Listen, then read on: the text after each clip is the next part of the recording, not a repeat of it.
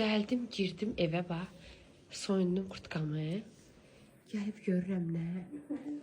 Nayvə, nə pişirmisən? Təndir çörəyi. Təndir çörəyi. Camaat yumurta vura bilmir. Eli sən nə eləmisən? Sən heç də, sən heç. Astəvəyə keçər. Nayvə, baxın. Bax. Keç görüm. Sən pişirdin? Ağzında kızım, anan ölsün. Decoration elədim. Sən nə elədin? Action Bu nə decoration. daz meşribanı Allah'ın balı kimi papağına bax. Get çıxar az qədə-güdə paltarı. Aç görüm arasına bir dənə baxaq. Aa.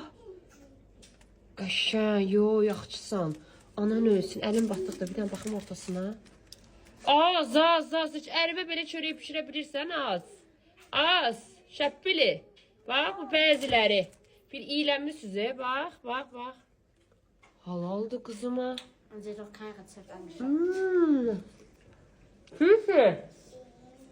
Sen asıl benim asıl baksın.